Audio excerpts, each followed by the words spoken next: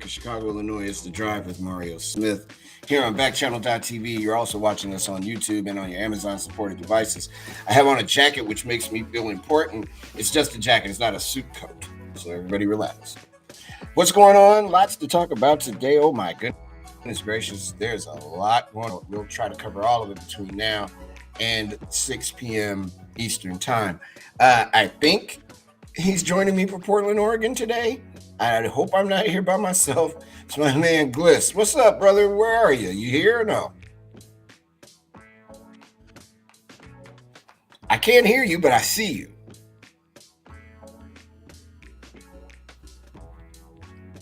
We'll get it together. Whenever you get it straight, bro, just hop in and let me know that you're there.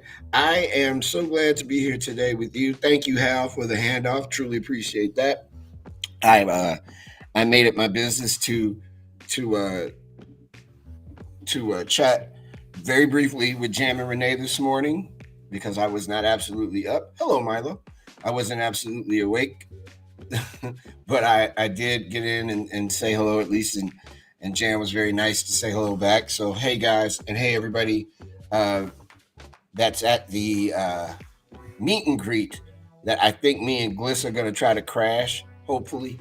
Let's say hi to our friends that are watching us on Backchannel.tv and that are in our green room, if you will. It's Dennis in Indiana. Messy Gorilla is here. Beverly has joined us. Milo, of course, is in Oregon. Janine's in New York. Smoggy Elephant.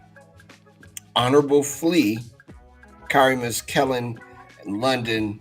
Thank you all for joining the show. Truly, truly appreciate you being here. Please do me a favor. Leave a review at Backchannel.tv. Later in the show, we're going to read some of the reviews that we've gotten. Very interesting. I think you'll dig them. And again, we are really glad that everybody is here with us. And Smoggy Elephant just said, yes, Smoggy Elephant, yes. And we've got a lot to cover today, as I said. But, if we're talking about starting one's day, it's really cool to start your day with Backchannel.tv. You can start joining us at 6 a.m. Eastern Time with Haley and Allison in the UK at 8 a.m. Eastern. It's the amazing Liv Harrison. Beginning at 10 Eastern, it's Jam and Renee. And as I mentioned earlier, great show. I think today's Renee's birthday. Happy birthday. At 12 Eastern Time at noon, it's Sir Anthony Davis. And you can catch your pal Hal beginning at 2 Eastern Time. And then it's us, and then we turn the lights out until 6 a.m. So we're all good. Let me see what's going on with my guy here. And there you are. I hear you. Hey, what's up, Gliss? Oh, not much. You want to crash the party today or no? I don't know. I'm trying to figure out if there's a way to do it without them getting mad at us. Yeah, because I don't want them mad. I mean, I think I should have brought my laptop out here because then I could have just pulled it up on there. So what I did mention it to Rob yesterday, and then we mentioned it again. But I don't want anybody mad at us, man. We already got a lot of things going against us.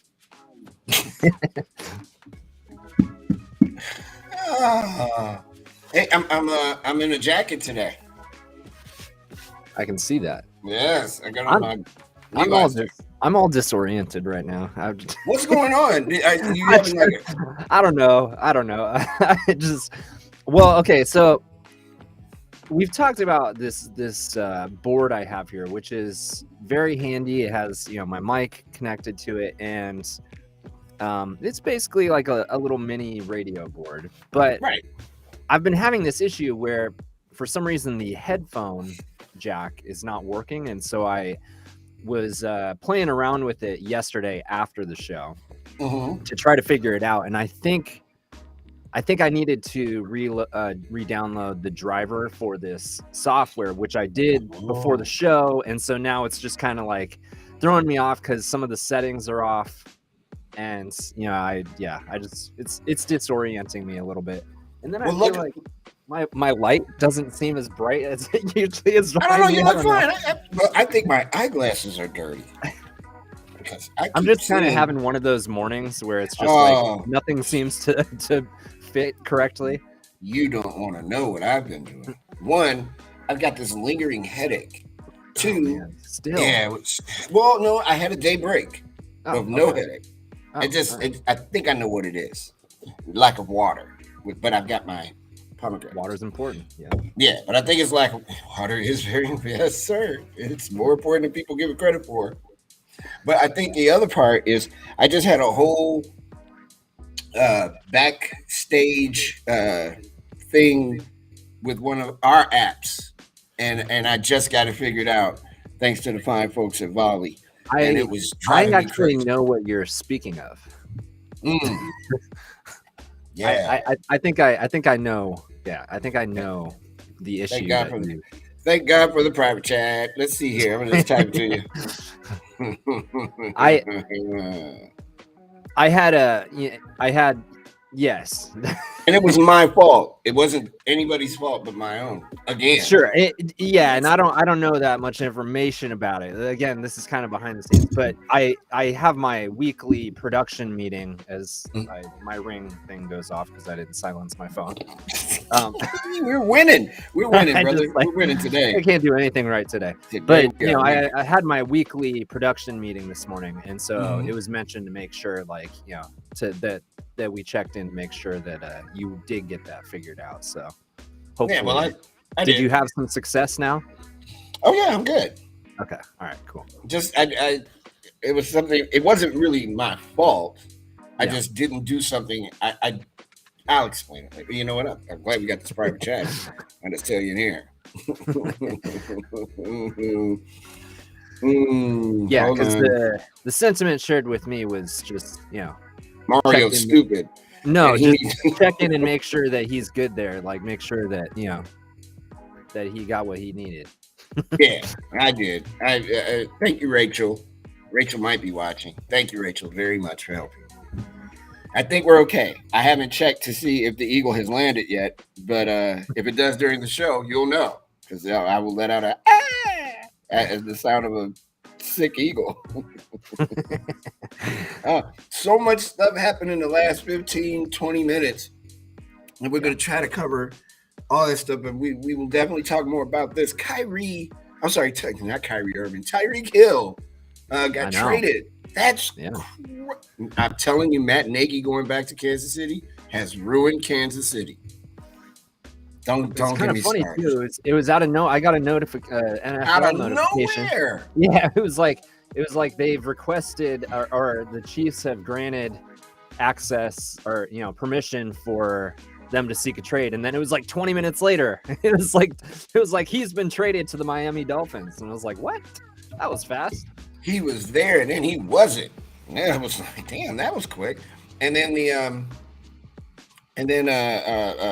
announced who the Amazon Prime team is in the last 15 minutes. Yep. So it's going to be Al Michaels and Kirk Herbstreit. That's interesting. That's a pairing. I like it so much better than sliding chair Chris Collinsworth, though. That's great. Good job. Way to go, Amazon. My brother-in-law, he's always he's not a big Chris Collinsworth fan. I'm good. I'm straight up Chris Collinsworth. He thinks he just breaks down too much. Like he gets too he gets too behind the scenes football talk, which I can agree with. He's not always relatable. He kind of goes too deep sometimes. So it looks like it's going to be Mike Tirico and Chris Collinsworth doing Sunday Night Football on NBC. I wonder if they'll still have the draw, because I like Al Michaels a lot. Oh, yeah. And I would much rather watch. Yeah, a living legend, for real. I'd much rather watch Al Michaels than Mike Tirico for a whole lot of different reasons. Don't get me started about, the world famous Italian-American Mike Tirico. Remember that? I remember it. So yeah, there's that stuff. In the headlines, we're going to talk about some things, and we're going to cover as much of this as we can today. And of course, we will be interactive with you. Please feel free to leave your comments in the chat. We'll do a poll of some sort. Gliss, we got to read, which I read, the reviews of our show. Yeah, because I've been so flustered this morning. Like when I sent you the link to get in here, I was like, I saw. And I was warned that they were going to be sent, so I haven't looked at them yet. But we're winning. We're winning with one particular group of people. When you see the reviews, you'll see what I'm talking about. All We're right. winning with one section of America loves us. It's probably more you than me, but because you know it's me, they love you. Well, I know my people. You know, they're always Yeah, gonna they they're come always gonna through. show up, and so I have a feeling some of those people did. All of them. I don't, man. I'm glad because I was stunned that anybody would watch the thing anyway. So good. We are going to get to the headlines right now, and then we'll take a break and come back. But let's do headlines first. A witness in the kidnapping or the planned kidnapping of Michigan Governor Gretchen Whitmer told jurors today that he and his allies wanted to attack before the 2020 election to prevent Joe Biden from winning the presidency. Ty Garbin didn't say why they thought an abduction that fall would stop Biden from defeating then President Donald Trump. Quote, we wanted to cause as much a disruption as possible to prevent Joe Biden from getting into office. It didn't have to be, he said, of striking before the election. It was just preferred. Garbin, 26, is a critical witness for the prosecutors in the trial of four men charged with conspiracy: Adam Fox, Barry Crawford Jr., Daniel Harris, and Brandon Caserta. The group was arrested a month before the election, a stunning bust in the midst of a national campaign that polarized the country. Investigators said the men were anti-government extremists who were trying to come up with $4,000 for an explosive to blow up a bridge in northern Michigan during an abduction. And in other news, a sad note coming out of Washington, D.C., Madeleine Albright, the first female U.S. Secretary of State, has died of cancer, her family said today. She was 84 years old. President Bill Clinton chose Albright as America's top diplomat in 1996, and she served in that capacity for the last 4 years of the Clinton administration. She had previously been Clinton's ambassador to the United Nations. At the time, she was the highest ranking woman in the history of U.S. government. She was not in the line of success in presidency, however, because she was a native of Prague. She was surrounded by family and friends. Her family announced on Twitter, we have lost a loving mother, grandmother, sister, aunt, and friend. Again, Madeleine Albright, former U.S. Secretary of State, dead at the age of 84. When we come back, we'll present the news around the world. We'll talk to these crazy weirdos in this chat. And me and Gliss will chat with you. It's The Drive with Mario Smith here on Backchannel.tv, YouTube, and on your Amazon supported devices. And we'll be right back.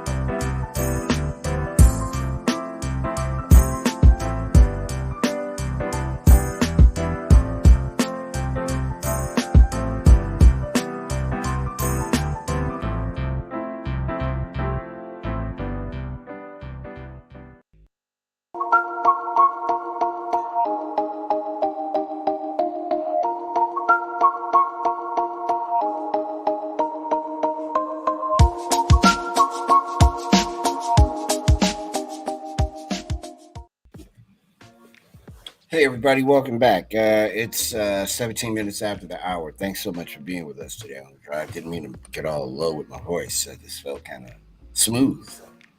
Listening to this smooth jazz that we're playing, or whatever this is, music behind me. Tay-Tay's in the chat. He said, never invoke Chris Collinsworth's name. I detest that man. I don't blame you. Giant Condor has joined the stream along with Layla and Marbia. Hi there. And Tidy Margay. Tidy Margay. Thanks you guys for being with us today. Moderna is speaking to the world in the midst of COVID resurgence, maybe? Moderna said today its COVID-19 vaccine generated a strong immune response that was generally well tolerated in kids ages 6 months up to 6 years. The drug maker said 225 microgram doses of the vaccine, a quarter of the dose given to those 18 and older, produced an antibody response similar to what was seen in a clinical trial of adults. For the approximately 6,900 children in the trials, the majority of side effects were mild or moderate, and no cases of a rare heart condition called myocarditis were reported, the company said. Protection against the infection from the Omicron variant of the coronavirus was low. For children ages 6 months to 2 years, efficacy was 43.7%, and in children ages 2 to 6, it was only 37.5%. Moderna said the majority of the infections were mild. There were no cases of severe illness, hospitalization, or death. The findings may come as welcome news to some parents. A recent report from the Centers for Disease Control and Prevention found that during the surge of the Omicron variant, which began in late December, the hospitalization rate for infants and children up to age 4 was about 5 times the rate during the peak of the Delta variant last summer and fall. Moderna's vaccine should reduce the risk of hospitalization or serious illness in kids, even if it doesn't stop the infection, said Dr. Isaac Bogach. That's close. An infectious disease specialist at the University of Toronto. Gliss, you're a man with children, and I know a bunch of children. How you feeling about able to give this vaccine to your younger boys? Well, so my because Pfizer was made available so early, so much earlier, all of my kids except for the 4-year-old, because he's not eligible, did get vaccinated. And let's see, the 13-year-olds is boosted. Mm-hmm. None of the other ones are, but I think that's good, man. I like whatever is available. We've talked about this lots of times. I'm gonna do what I have to do, and Right. hopefully we get to a point where it's not like a thing where we have to do this however many times every single year. So that's the hope long term. It feels more like a transitional thing that we're in. But yeah, I want my kids vaccinated so I don't have to worry about it. Yeah, same. I mean, I don't have kids. I mean, not to have, don't anybody pop up with any now. That would be a trick. I don't see anything wrong with this. I suppose because of the history of vaccines in our country that have generally been given to babies and children anyway, I don't see this as being a big stumbling block. I personally think a lot of parents are going to be very cautious about giving children this vaccine. And I think it will be proven, just as it was with adults, that it's going to be okay. Speaking of adults, I am now trying to see, when did I get my booster? I could go look at the card. I don't even remember. But whenever I got it, I'm sure 5 months, if it hasn't elapsed, it's about to. So I am taking serious consideration about when I will be getting the next one. And there's a story we're going to read in a bit about the new variant that will be popping up shortly. What they're saying in a week or two or a few weeks here in the United States. They're also saying it won't be as severe. But I'm taking into account I want to live. So, it'll be an interesting decision. I don't know. Interesting is the word, but a decision will be made. In fact, why don't I lay that one on you now? It's called and we talked about it last week. I do believe it's called the BA.2 version of Omicron. A subvariant of Omicron called BA .2 now accounts for nearly 35% of COVID-19 cases here in the U.S., a roughly 10% increase from the week before when BA.2 was detected in 23% of U.S. cases. The variant is most prevalent in the Northeast, accounting for more than 50% of COVID-19 cases in states like Connecticut, Maine, Massachusetts, and New Hampshire. But will the rise of BA.2 in the U.S. or .2 in the U.S. widely anticipated after the Omicron subvariant caused infection spikes in Europe over the past few weeks have any measurable impact on the U.S. overall, particularly as Americans are just now getting back to normal routines? Infectious disease experts remain steadfast in their prediction that the subvariant is unlikely to cause widespread severe illness or crush hospital resources as earlier variants have, even as BA.2 is estimated to be 30% more transmissible. Dr. John Brooks, a medical epidemiologist and chief medical officer for the CDC's COVID-19 response, said that while BA.2 related infections could rise, severe disease or deaths associated with the subvariant are unlikely to increase. Our data suggests that it's going to keep growing, Brooks said, but we have a few things working in our favor, starting with the recent Omicron surge. Many people in the U.S. were infected with the Omicron variant, he said, and are therefore likely to have high immunity from its subvariants, including BA.2. Prior infection with the original Omicron appears to confer protection, not necessarily against infection, but definitely against severe disease and death. Wastewater samples have also been touted as a way to monitor the spread of COVID-19, as the coronavirus is shed in sewage even before an infected person may feel sick enough to get tested. Recent CDC wastewater data have suggested an increase in COVID-19, but Harvard University epidemiologist Bill Hanage said that may not accurately foretell a BA.2 surge that might result in severe illness. So I will say it to you before, or I've said it before, I will say it to you again. If you have not been vaccinated, strongly consider it. If you've been vaccinated twice and you haven't gotten a booster, I highly recommend that. The idea of the will, because people are people, we're never going to reach herd immunity, but the idea is we can tamp it down so we can have a life, so we're not stuck in our houses and making banana bread every damn day. We need that the more you know thing, because that would have been right. Ding, ding, dong, ding. A January 6th Capitol riot suspect wanted by the FBI was granted refugee status in Belarus. Oh, ouch. Oh, Donald Trump wins again. Evan Newman is under federal indictment in the U.S. for more than a dozen charges related to last year's Capitol insurrection, but Belarus, a Russian ally and neighbor to Ukraine, has granted him asylum, saying he is under its protection indefinitely. Quote, "I am very grateful and it is bittersweet, like eating cranberries," Newman said in a video posted by state media Belta. So very happy and very sad at the same time. Newman is currently wanted by the FBI on multiple charges of assaulting police officers during the January 6th attack on the U.S. Capitol, including using a metal barricade as a battering ram. But he fled the U.S. 1 month after the insurrection, traveling to Ukraine before winding up in Belarus. And now, Belarus, which is aiding Russia's attacks on Ukraine, has granted Newman refugee status. Everybody that's in the poll, that's in Backchannel.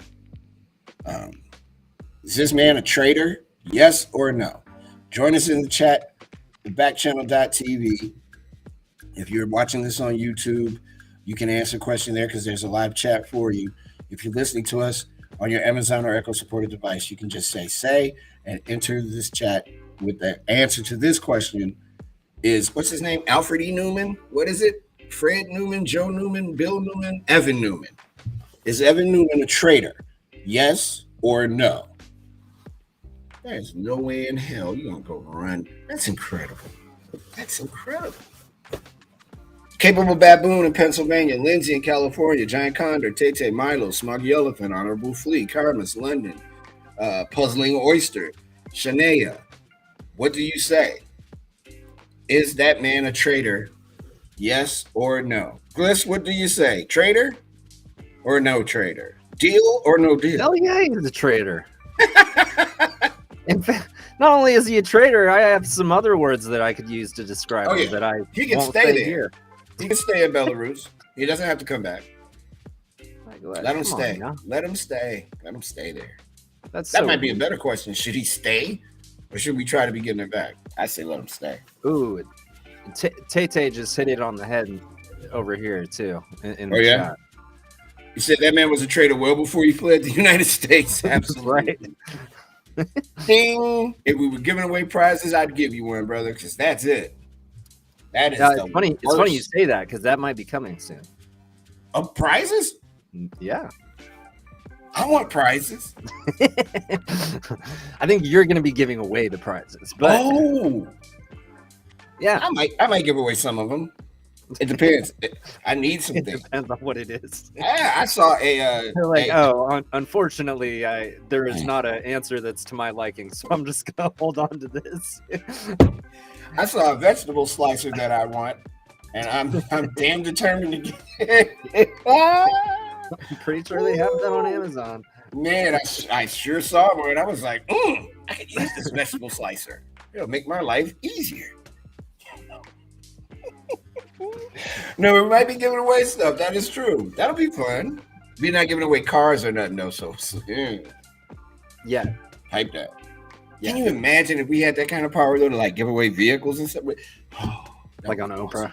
Yeah. You get a car. You get a car. Pointing at people, giving them cars. Yeah, this dude's a traitor, man. He can stay his ass there. Don't come back. You did it. You did it, bub. You're gonna try to kill a police officer off of a lie. You're gonna try to the act of trying to kill a police officer is stupid, but you're gonna do it based on a lie from a moron that people somehow believe knows what he's talking about. It's the damnedest thing. Hey, remember when we were talking about stupid clock change? Yep. And we've talked about it a couple of times. Well, there was a poll taken by Axios. They polled more than 100 readers in response to their question, what do you think of the proposal, which passed the Senate this month, to make daylight saving time permanent starting in 2023? So there were 4 categories. One, by far, the largest number of people who responded said they'd like to stop changing the clocks back and forth, but they prefer to keep them permanently set on standard time, not daylight saving time. The second largest number of responses came from people who said no to permanent daylight saving time. Nearly the same number of respondents, though slightly fewer, said they'd vote yes to permanent daylight saving time. And a fourth category of readers said, in essence, pick one or the other and stick with it. A handful of readers suggested splitting the difference and changing the clocks back and forth half an hour once or twice a year.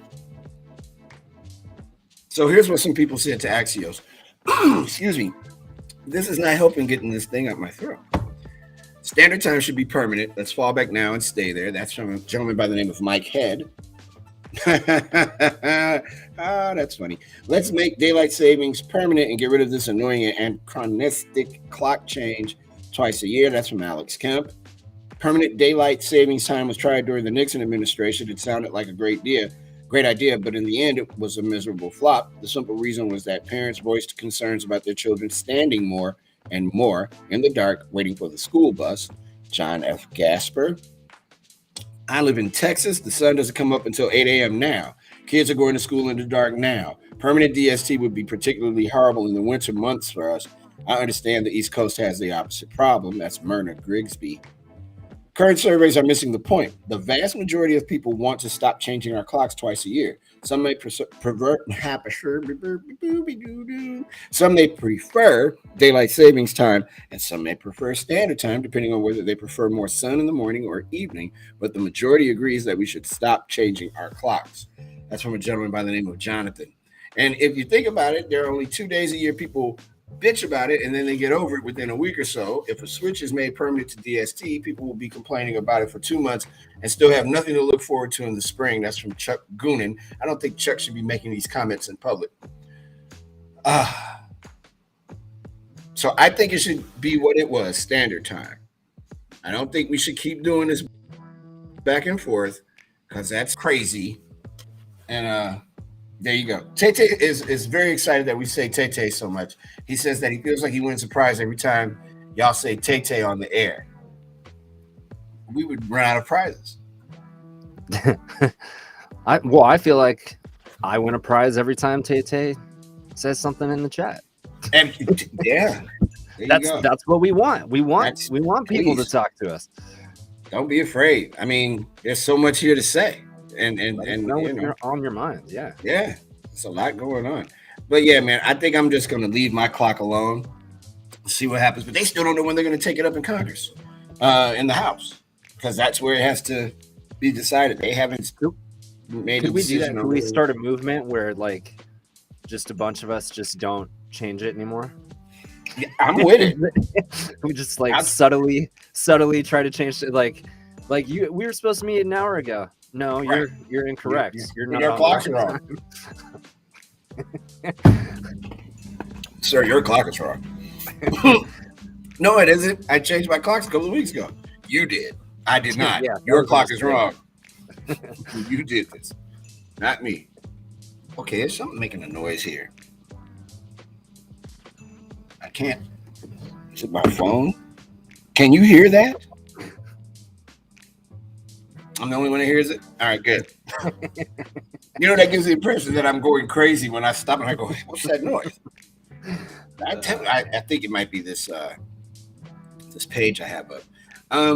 A group of faculty members at Howard University who had planned to strike on Wednesday announced that they've reached an initial resolution with the administration following calls for increased wages and better working conditions. The part-time adjunct and non-tenure track faculty members at the historically Black University of Washington, D.C. said the strike is the outgrowth of more than 3 years of failed negotiations with the university. If an agreement had not been reached, hundreds of professors represented by the Service Employees International Union, or SEIU, Local 500, had threatened to lead a 3-day strike starting today. The group called for the school to provide benefits, including health insurance, regardless of course load, pay raises, and multi-year contracts for job stability. Among the group's top concerns was closing pay disparities. The group said it had made making progress. That's not a sentence. Who writes these? It is so disappointing because I was on a roll. I had my whole Bill Curtis, Walter Cronkite thing going, and then boom, sentence error. The group said it had made progress in the negotiation process lately. Since we called the strike, there's been a very different tone at the table and sudden willingness to actually bargain, says Sean Pears, a non-tenure track full-time faculty member in the school's English department. We would very much like to settle, and I'd say we're getting indications that the administration feels the same, but we're not there yet. Adjunct and non-tenure faculty members at other colleges in the U.S. are facing similar challenges. Nearly 35% of adjuncts earn between $25,000 and $50,000 per year across teaching and non-teaching jobs, with 48% reporting job insecurity and only 20% being able to cover monthly expenses, according to a 2020 American Federation of Teachers survey. I can tell you, as a person that is not a tenured teacher, that has been a teacher before, and just a teaching artist, not like I was in a class every day and, fighting it out with the faculty about all that. None of that. I wasn't doing any of that. But teachers, and who hasn't heard this? Teachers are woefully underpaid. It's not even close to what they should be making for what they have to put up with your kids. Come on, man. It's millions of people that would love to be teachers, but there's no incentive financially to want to do that. The joys of teaching and nurturing young people and making them smarter and making them better citizens and being able to actually help this country become a better place, that's a novelty act. Pay people. People want money. If you're not providing money for them, why would they want to be a teacher? That is a thankless job, yo. I mean, thankless. So, come on, get with it. Snap out of it. Why did I just tell people to snap out of it? I'm not mad at you. I'm just saying, come on, man. That's mean. I just sounded so mean. I just hurt myself. I'm sorry. I don't think you sounded mean. No, you don't. I swear that sounded mean as hell to me. Snap out of it. Like, no one's in it. Everybody, I'm sorry.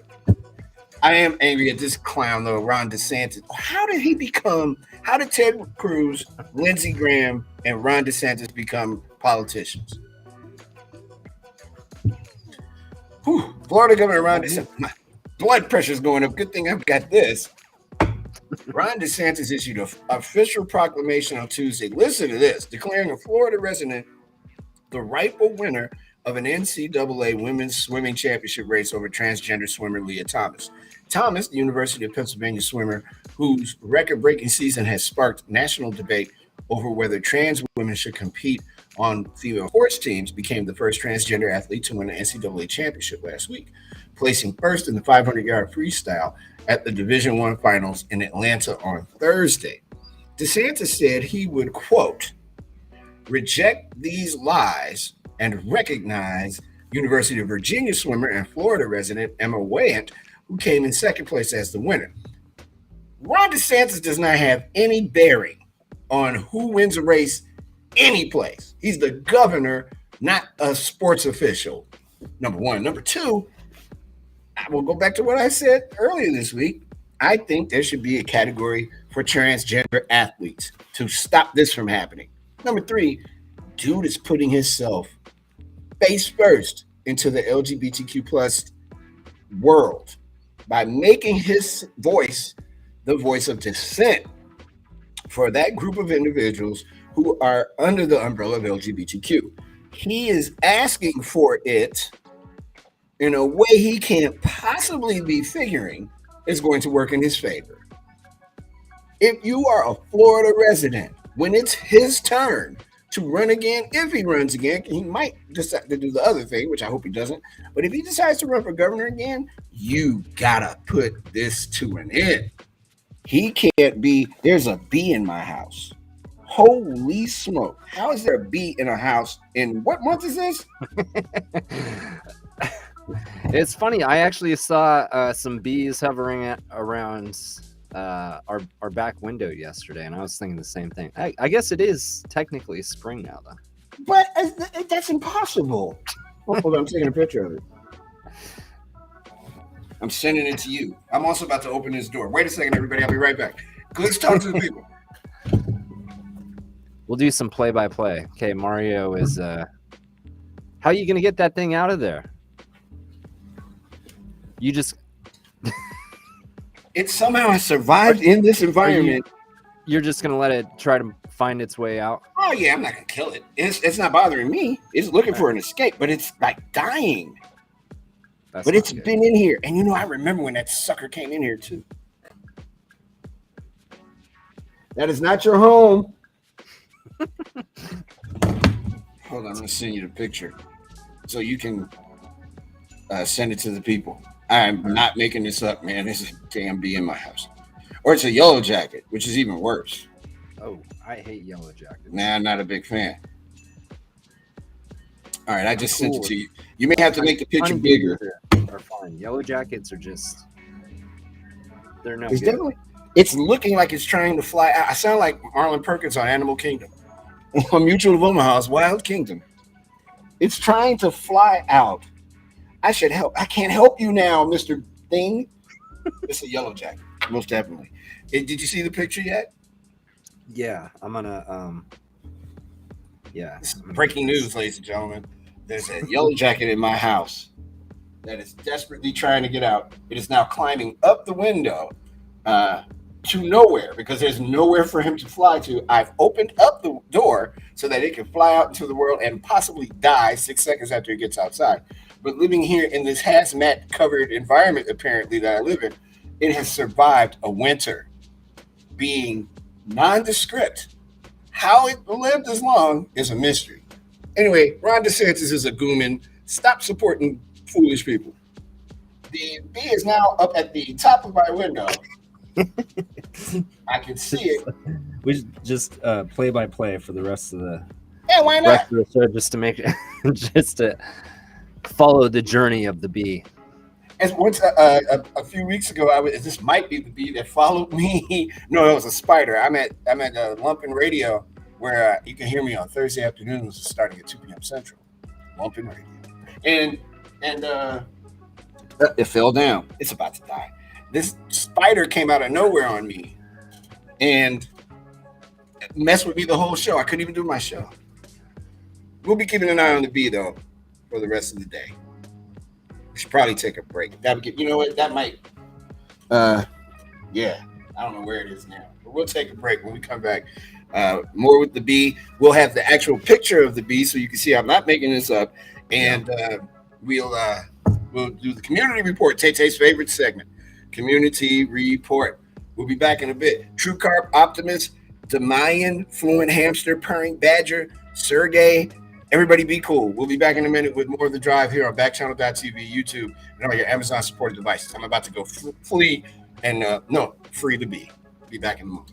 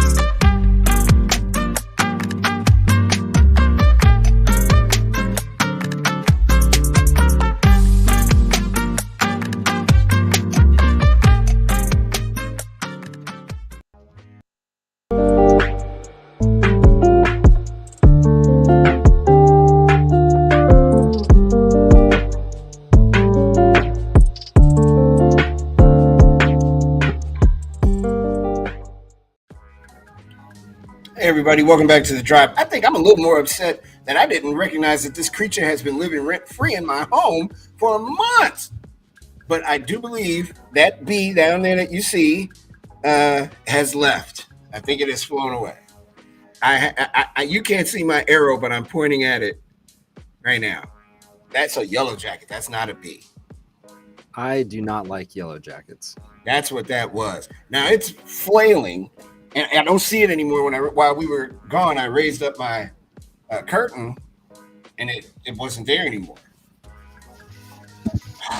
It explains so much. It explains so much.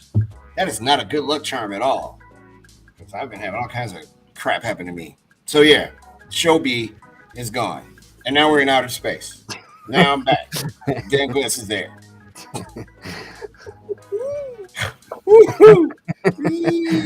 I wasn't expecting this today, buddy. I swear to God. I don't know, Tay-Tay. It might be a murder hornet. I hope not. Now you got me freaking out. I don't have on shoes either. I don't like this. So scared. All right. Oh man. Everything we hope for is happening so far, Gliss. Everything. We wanted all of this here.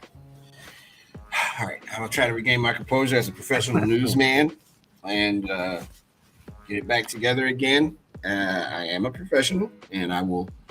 Short of this murder hornet is it turning me into Yellow Jacket Man, which that wouldn't be. Yeah, that would be bad. I don't want to be an insect. Watch I come back as an insect. Louisiana's governor declared a state of emergency on Wednesday after tornadoes sliced through the New Orleans area Tuesday night, lifting homes off their foundations, leaving thousands without power and killing at least one person. The emergency declaration covered St. Bernard, Orleans, Jefferson, and St. Tammany parishes, areas that saw significant damage from the system. A 25-year-old man died in St. Bernard, according to a statement from Governor John Bell Edwards. Unfortunately, our people have become all too familiar with rebuilding after tragedy and loss, but it's never easy, he said in the statement. The National Weather Service confirmed 2 tornadoes in the region. One touched down in the lower ninth and New Orleans East shortly before 8 p.m. Tuesday evening as an EF3, Mayor Latoya Cantrell said at a Wednesday afternoon news conference. EF3 tornadoes typically have wind speeds between 136 and 165 miles per hour. No injuries, casualties, or significant damage were reported in Orleans Parish, Cantrell said, adding, "We're very grateful for that." A second tornado landed in Lacombe as an EF1 with winds up to 90 miles per hour, the Weather Service reported. And more than 6,000 customers were without power as of 1:30 this afternoon, according to poweroutage.us. The storm system hit Louisiana one day after more than a dozen tornadoes touched down in parts of Texas, killing one person. It continued to shift eastward with heavy rainfall possible today across the southeast and the mid-Atlantic, according to the Weather Service. Urgent tornado warnings were issued for New Orleans around 7:20 p.m. last night, and video from NBC affiliate WDSU showed a dark funnel cloud moving through the area. The storm system is the latest blow to the region, still reeling from Hurricane Ida last August and Hurricane Katrina nearly 17 years ago. The community of Arabi in St. Bernard Parish, just east of New Orleans, lower Ninth Ward, was hit hard, officials said. There's widespread damage, St. Bernard Parish Sheriff James Pullman said last night. I'm not the thoughts and prayers guy, but I'm definitely thinking about the people I know that live in New Orleans, and along with the folks who I know who just moved down that way not too long ago. Safety for everybody. Tornadoes, hurricanes, weather is no joke. Water is the most powerful thing you will ever encounter. Water does not care about you. Just like shingles. Shingles doesn't care. Neither does water. This is a bizarre thing, and I don't know if you heard about this, Gliss, but there's a woman who shoved her voice coach. The woman accused of fatally shoving an 87-year-old New York City voice coach deleted her wedding website and hid at her parents' home after the alleged assault, apparently to elude authorities, prosecutors said yesterday. Lauren Pazienza, 26, is also alleged to have deleted her social media accounts and stopped using her cell phone, Manhattan Assistant District Attorney Justin McNabney said in a statement.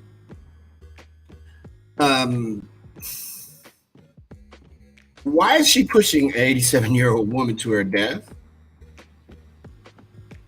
She approached her near West 28th and 8th and called her an expletive before she forcibly pushed her to the pavement, McNabney said. McNabney said the incident occurred without provocation, and additional details about a possible motive weren't immediately available. Security video showed Pazienza leaving the scene as Gustin lay bleeding, McNabney said.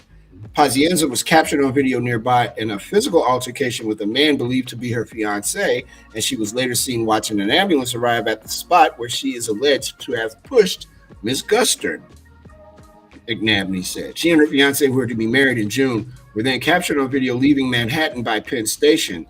Pazienza is accused of fleeing her home in Queens to her parents' house and deleting her social media accounts and her wedding site. From that point on, the defendant has made every effort to avoid apprehension, McNabney said in a statement. She even took down her wedding website, despite the fact that she is scheduled to be married in June of this year.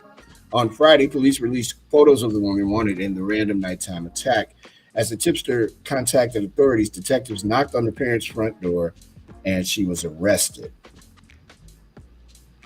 Why did she do? There's no reason for her to have done that. Ms. Gustin was fondly regarded in New York's theater community. She coached the cast of the 2019 Broadway revival of the musical Oklahoma, the New York Times reported. She once coached rock singer Deborah Harry of the group Blondie. That is odd, man. She was an 87-year-old woman. What type of anger resides in people that would make them do something like that? What did that woman do to her? That is terrible. Well, I've been saying this for years, leave animals alone, and I was proven right yet again. In Florida, a tiger attacked an airboat tour worker at a wildlife park. A man was injured in a tiger attack Tuesday. That's the name of the new band, Gliss. Tiger Attack. There you go. That's a good one. Oh, Tiger Attack. Can you see it? Me, you, Anthony Davis, Hal, Jam and Renee. Just the playing our instruments and stuff. A man was injured in a tiger attack Tuesday at a Southwest. That's not funny. Stop it. At a Southwest Florida wildlife park connected to an Everglades airboat tour company, authorities said. The man, who was thought to be about 50, suffered injuries to both arms. Sheriff's officials responded about 4 p.m. to the Wootton's Everglades airboat tours in Okeechobee, Florida, authorities said. The victim, an employee of Wootton's, apparently entered the tiger enclosure despite not being authorized, and was attacked during feeding time, overseen by a caretaker, according to officials with the company and the sheriff's office. The tiger, which was put under control by the caretaker, was uninjured and remains in its enclosure, authorities said. The tiger's caretaker has worked at Wootton's for 25 years. Why are you walking into the tiger cage, son? I'm sorry, you did what now? Yeah, you're lucky to be alive. See, this is weird. Many years ago, there was a man who busted into the zoo here at the Lincoln Park Zoo and had his way with some of the animals, if you know what I mean. Was this guy trying to have his way with a tiger? Dude, your name's not Siegfried or Roy, and one of those dudes got ate up by a tiger. What's wrong with you? What is going on here? What are we doing? Sorry, I didn't mean to yell. I just want to know.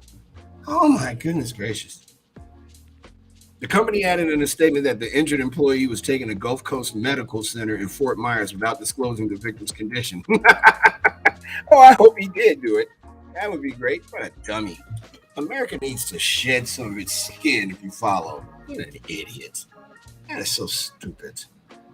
Oh my God. I got a couple more here. Just bear with me, man. I'm trying not to lose my mind. And I still don't see the Cheerios honeybee flying around my house. I'm assuming he's gone. In a way out incident in Tracy, California, 2 suspects were charged with murder and hate crimes in the killing of a Black Navy veteran and youth pastor at a California gas station last week. Prosecutors in San Joaquin County, south of Sacramento, accused Jeremy Wayne Jones, 49, and Christina Lynn Garner, 42, of first-degree murder in the March 15 killing of Justin Peoples, 30, according to a criminal complaint. The charges carry a special circumstance alleging Jones and Garner targeted Peoples because of race, sexual orientation, ethnicity, or religion, making them for prison term of life without the possibility of parole. In a release on the incident, the district attorney's office provided photos of tattoos of a swastika and the words white power. It wasn't clear which suspect they belonged to. The spokesman did not immediately respond to a request for comment. The district attorney's office did not provide additional details about the alleged hate crime. A third person was charged with being an accessory in the alleged crime. In the news release, authorities said the killing occurred at a Chevron gas station in the city of Tracy. When officers found Peoples, he had been shot once and stabbed, the release says. He was later pronounced dead at a local hospital. Peoples' father, Maurice Peoples, said in an interview, quote, "He had the heart of a lion to survive, but he just didn't make it," close quote. Maurice Peoples said his son had gone to the gas station with his girlfriend to get quarters for laundry. The girlfriend, who stayed behind in their car, said that when Justin Peoples entered the gas station, the suspects followed him in, according to Maurice Peoples. It isn't clear if there was a confrontation before Jones and Lynn allegedly shot and stabbed him. Maurice Peoples said his son grew up in the nearby city of Stockton in California's Central Valley. He attended San Joaquin Delta College before joining the Navy in 2010, Maurice Peoples said. He said he was medically discharged roughly a year later with ulcers. When he was killed, Justin Peoples was a youth pastor with a local church and worked 2 jobs delivering auto parts and packages. He had 2 sons, ages 11 and 2. That's terrible. They just walked up on that man in a gas station and killed him? Oh boy, man, America, y'all are 10 this week. And finally, story that happened here in Chicago. A burglary crew behind 200 smash and grabs here in the Chicago area has finally been arrested. Although the group has targeted a variety of businesses, bodegas, liquor stores, and high-end clothing retailers, their methods remain the same. They smashed glass windows or doors with bricks and stole valuables from inside. There was a common modus operandi with all the burglaries, an assistant state's attorney said in court Monday of the latest arrest in the crew, 24-year-old Dion Butts. Butts, 24, was arrested Sunday here in the suburb of Hillside and charged in 7 of the same burglaries as Takari Harper, who was accused in February as the ringleader of the crew.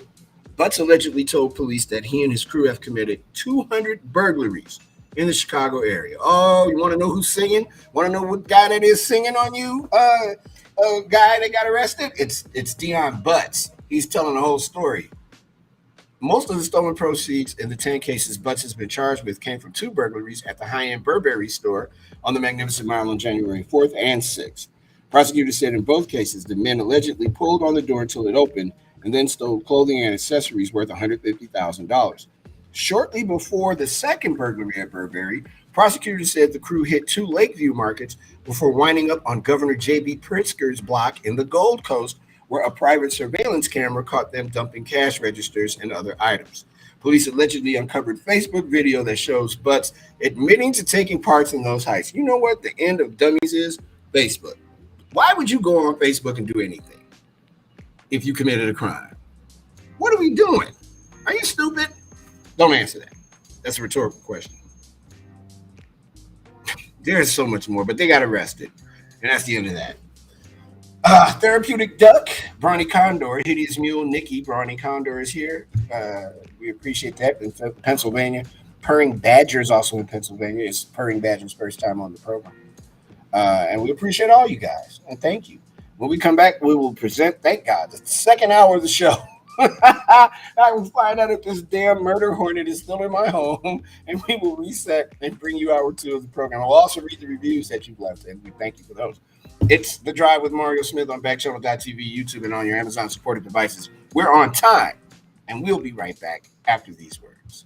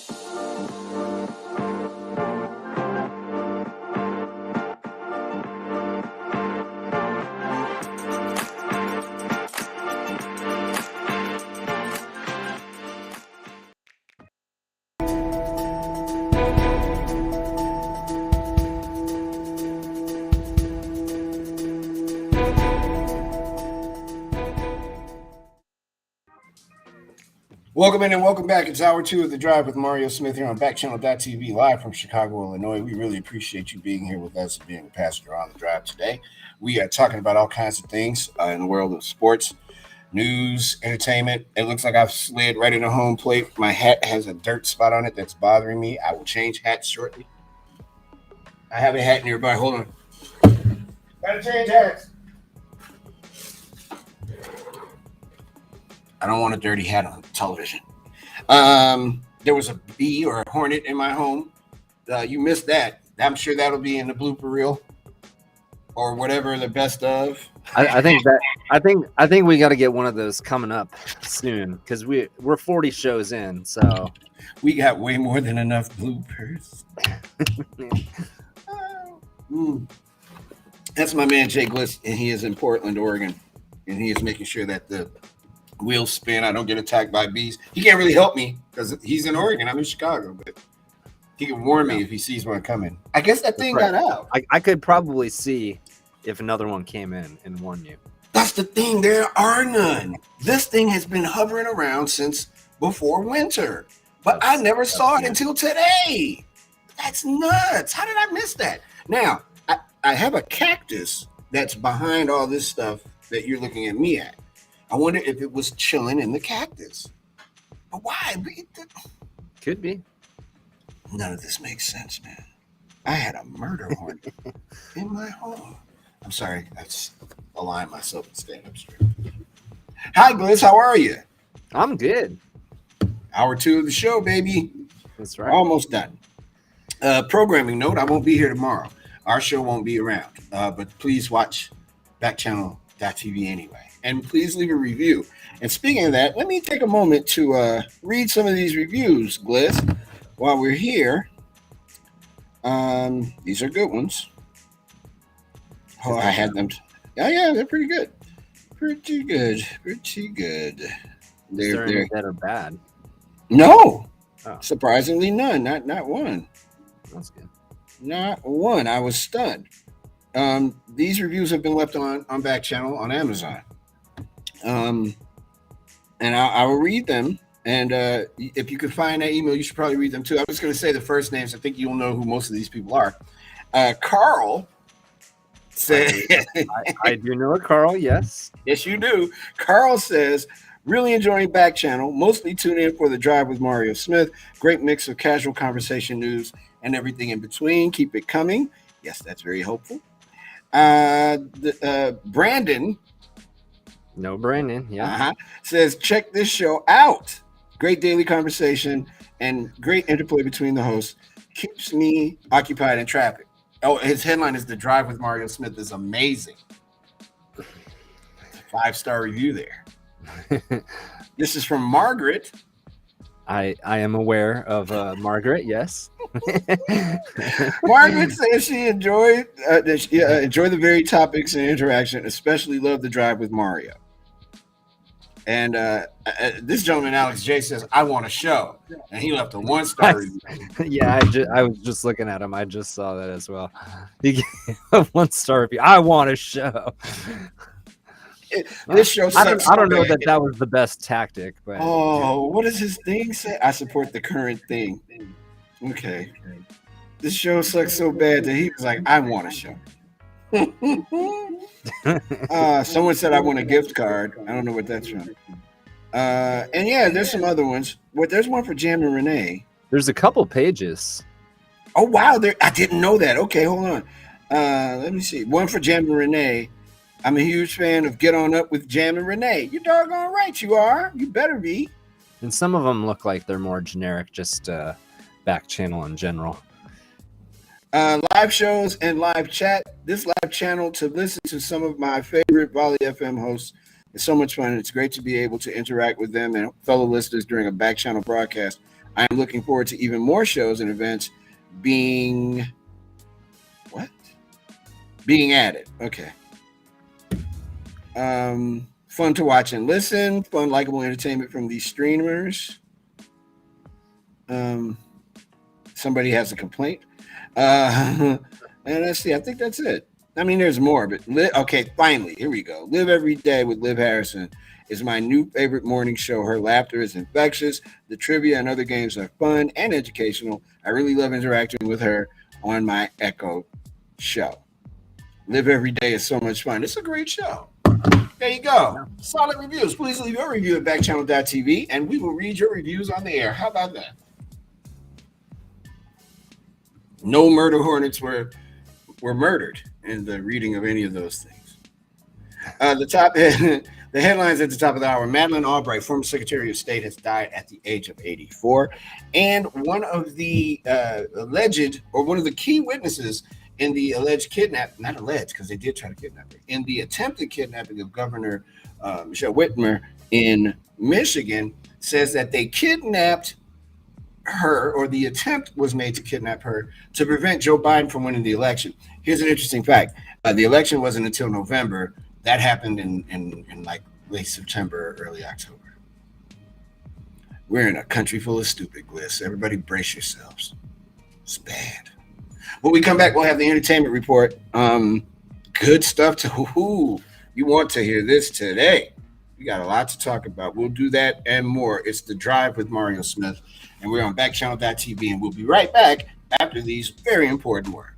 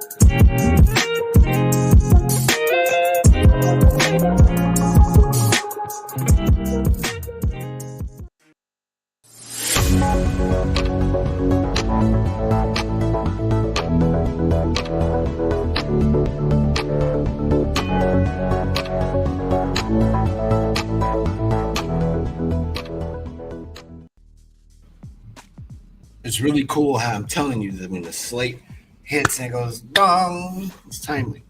It's time for Have No Fear. The cameras here. It's the entertainment report. Justin Bieber has dropped defamation suits against two Twitter users who accused him of sexual assault. Justin Bieber asked a judge to dismiss his defamation lawsuit against two women who accused him of sexual assault. Attorneys for Bieber filed a request for dismissal in Los Angeles County Superior Court last week. The court documents did not reveal whether Bieber and the defendants had agreed on a settlement. Justin has decided to move on and dismiss the case for defamation filed in 2020, Evan Spiegel, an attorney for Bieber, said Tuesday evening. In 2020, Bieber filed a $20 million defamation suit against two Twitter users who accused him of sexual assault. Khadijah Jibrin, and a woman identified only as Danielle, alleged in a series of tweets in 2020 that Bieber assaulted them on separate occasions in 2014 and 15. Mediation between Bieber and Jibrin was unsuccessful, attorneys for both parties said last month, and the case was tentatively set for trial in May, Billboard reported. Jibrin did not immediately respond to requests for comment Tuesday. The initial complaint said the social media users fraudulently schemed to seek attention and fame by maliciously posting despicable, blatantly false, fabricated, defamatory accusations that Justin Bieber engaged in sexual assault. The Twitter user identified as Danielle alleged that Bieber assaulted her March 9th, 2014, after having invited her to his hotel room in Austin, Texas. Bieber dismissed the allegations as factually impossible and posted receipts, email screenshots, and news articles to his social media accounts that indicate he was with his girlfriend at the time, Selena Gomez, the night of the alleged assault. Rumors are rumors, but sexual abuse is something I don't take lightly. I wanted to speak out right away, but out of respect to so many victims who deal with these issues daily, I wanted to make sure I gathered the facts before I made any statement, he said on Twitter after the allegations were made. Jibrin accused Bieber of having invited her to his New York City hotel room at 2:30 a.m. on May 5th, 2015, and assaulting her. Bieber's complaint against her said he attended the Met Gala and a celebrity after party that night where he remained until 4 a.m. The complaint notes that he was photographed at a hot dog stand after he left the party. Bieber's attorneys did not immediately respond to a request for comment.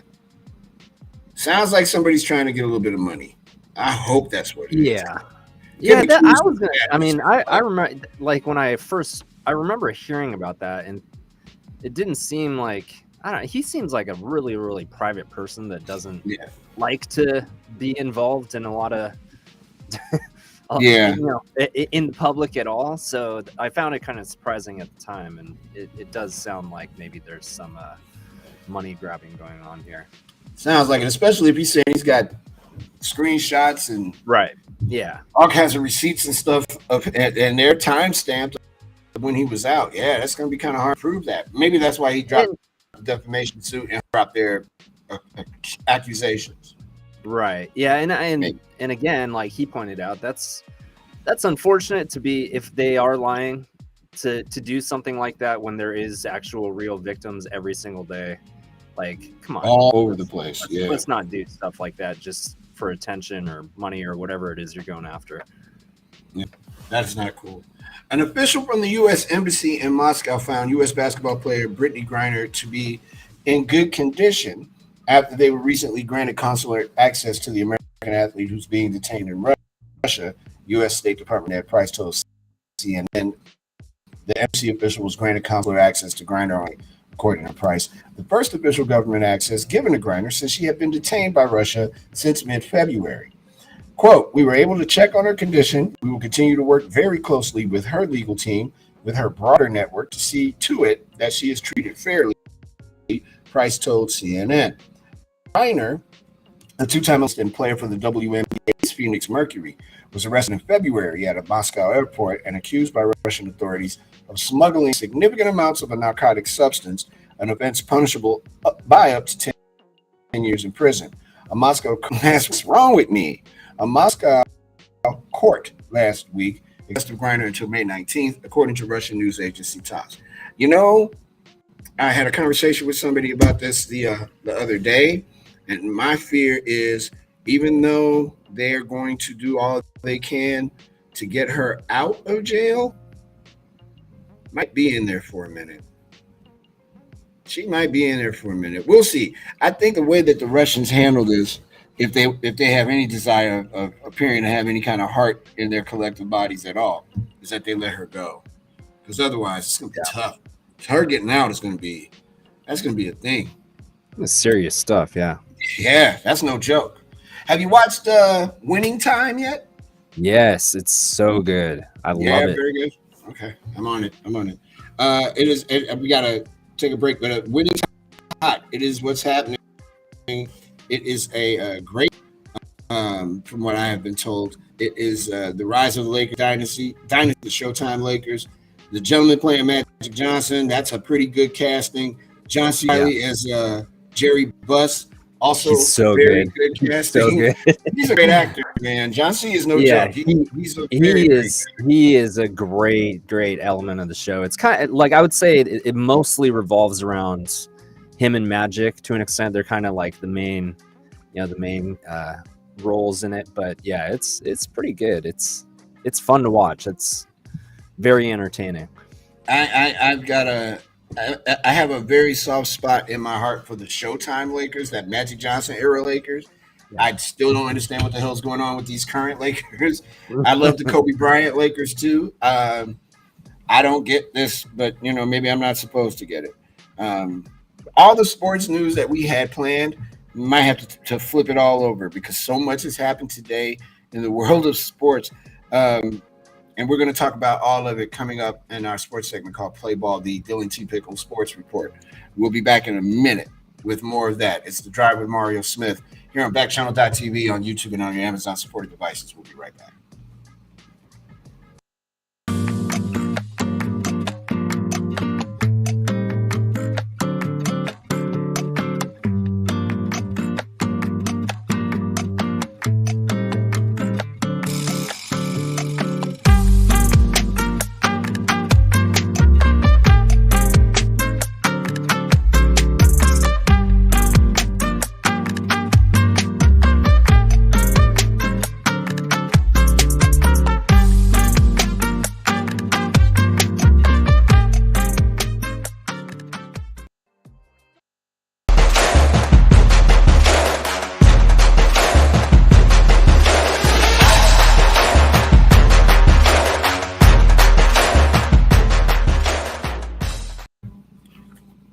Welcome back, everybody, to The Drive with Mario Smith. It's time to talk sports. It's the Dylan T. Pickles Sports Report.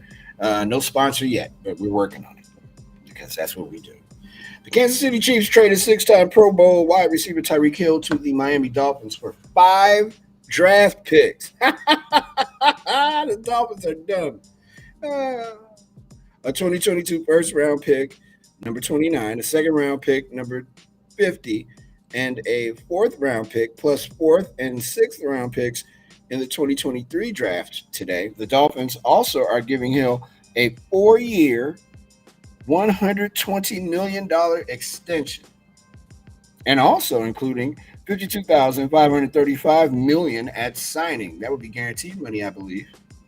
The deal, which is pending in physical, makes Hill the highest paid wide receiver in NFL history. The $72.2 million total becomes fully guaranteed at the start of the 2023 league year. The 3-year total of the deal is $72.5 million. Whew, Lord. For Hill, I'm sorry, I had to. $72.5 million took my breath away. For Hill, who was already under contract for the 2022 season, the overall total value of the deal, including the $120 million in new money, is $141,685 million. It sounds so dumb. This doesn't even sound like real money. It also includes $250,000 in Pro Bowl incentives each season. Both the Jets and the Dolphins had trades in place for Hill, according to sources. The question became where Hill wanted to become the wide receiver with a record-breaking deal. So, am I to gather that because the Chiefs gave Patrick Mahomes all that money, almost $1 billion or whatever it was, that they just didn't have any money for Tyreek Hill? Because it would seem to me you would want to keep Tyreek Hill on the Kansas City Chiefs as long as Mahomes is playing on the Kansas City Chiefs. That's weird. I don't get that. He has, let me see. Hold on. The Chiefs wide receiver core now includes free agent additions Juju Smith-Schuster, Mecole Hardman, Josh Gordon, Justin Watson, Cornell Powell, Garrett Dieter, and Corey Coleman. The Chiefs still are expected to add wide receivers in free agency in the upcoming draft. So that's the Chiefs list, the Packers, who both lost major wide receiver talent, and everybody else is looking for a wide receiver. The Bears are looking. I'm pretty sure everybody is looking for a wide receiver. What do you think, man? Good deal for who won that deal? I say the Chiefs won that deal because of the draft picks. I agree. I think the Chiefs won that deal. I mean, Tyreek Hill is probably the most explosive receiver in terms of just how dangerous he is with his speed. So, I mean, amazing talent. So, the Dolphins aren't getting anything. I can understand why they were aggressive, but man, that's a lot of draft picks to give up. A lot. And here's other part of that too. So now Matt Nagy is back in Kansas City to help oversee that offense, and he's been trying to find Tyreek Hill forever. Tried to make him on the Bears with 3 different people, and none of those people were up to that. I wonder what the Chiefs are thinking now about their decision to bring Matt Nagy back. Right. And what does this mean for Patrick Mahomes? Yes, Juju Smith-Schuster is the goods, but ... I do not understand that deal. There had to have been a way to keep Tyreek Hill on the grass in Kansas City without him having to go to Florida. And Tua, who is a nice quarterback, I guess, you can be able to throw it that far down the field. Your arm's not that strong. Yeah, and it's kind of funny because we mentioned this when there was the Juju signing, or was it signing or trade? I think it was a signing. Yeah.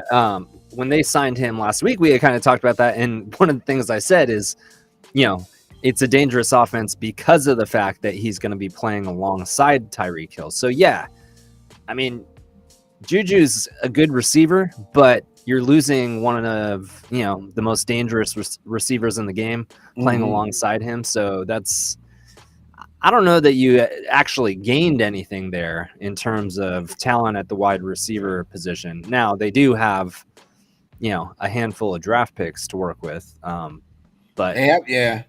I mean, and I guess I can see the long game for them. They're thinking like, we just locked up our young quarterback.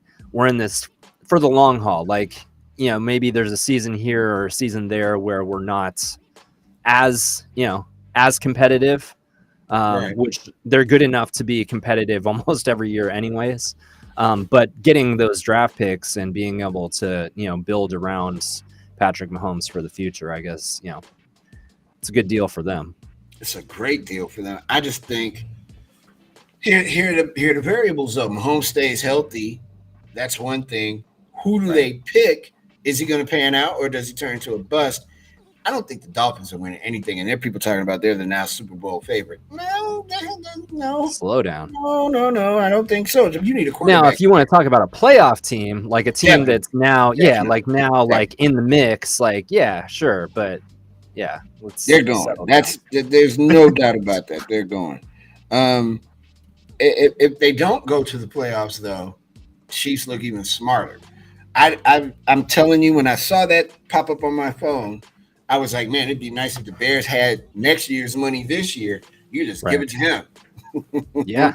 But alas, they don't. But they would have been able to cover his whole salary with next year's money. We'll see what happens. This is a big deal in the NFL, particularly if you are a fan of the Kansas City Chiefs, because what we were talking about the last couple of days, how great the AFC West was going to be, it changed a little bit today. I don't know if they're still as good as they were because I don't know how good Tyreek Hill actually made Patrick Mahomes.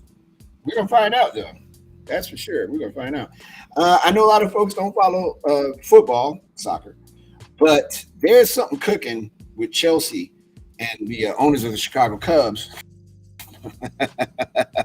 The Cubs. Chicago Cubs, the Ricketts family, they're going to England to talk to supporters of Chelsea because in England there has been a very loud crowd that is totally against the Ricketts family owning Chelsea because of what Papa Ricketts said. Let me fill you in. Papa Ricketts is a big time Trump supporter, and Trump's not well liked still, even though he's not president anymore. And they are calling the Ricketts family racist. Let me read to you. The family that owns the Chicago Cubs, who are bidding for Premier League club Chelsea and facing social media criticism in England due to past anti-Islamic comments made by the family's patriarch, released a statement condemning racism today. The Ricketts family has agreed to meet Chelsea fans amid a social media backlash to their bid to buy the Premier League club due to comments made by Joe Ricketts in a leaked email exchange several years ago that, quote, Muslims are naturally our enemy. He said that. It has been 3 years since Joe Ricketts apologized after online media outlet Splinter News published emails featuring him making anti-Islamic comments such as Islam is a cult and not a religion. The Ricketts family, who have partnered with billionaire hedge fund tycoon Ken Griffin in their attempt to buy Chelsea, are one of several bidders to have publicly declared a formal offer for the club, pardon me, with New York-based merchant bank Rain Group now in the process of identifying preferred bidders. Sources have told ESPN that 2 or 3 bids are expected to be advanced to the next stage this week, when senior figures at Chelsea, excluding sanctioned owner Raymond Abramovich, will make their choice before the UK government has final sign-off on the identity of Chelsea's new owner. This has led to hashtag not to Ricketts trending on Twitter as Chelsea fans voiced their opposition to the family's offer, while Paul Canaville, the first black footballer to play for the club and an anti-racism campaigner, stating on the platform that he is, quote, saying a big fat anti-racism no to the Ricketts family and to the Ricketts bid. Brian Wolf, the head of Chelsea Chicago Supporters Club, who is also a Cubs fan, claimed the Ricketts family bid was met with universal disdain by supporters and urged Rain Group to reject their offer. Oh, look, let me tell you something. Here's the problem. What Papa Joe Ricketts did, the family may issue a statement and they may try to, hope it blows over. Nobody here has forgotten that. Nobody's forgotten it. You can't say those things. And also, their support of Trump was real. They put a lot of money into whatever that was, he called it, the campaign. A lot of money. And Cubs fans, rightfully so, are concerned about whether or not the Ricketts can maintain 2 clubs, which one would have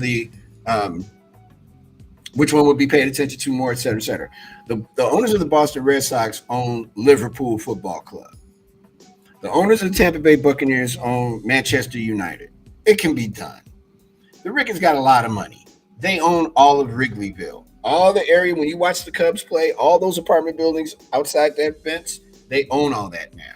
They're also about to make a ridiculous amount of money on the casinos that are about to be built, or the sports books rather, that are about to be built around Wrigley Field. Them owning it is not the problem. It's their character and what they stand for that is the problem.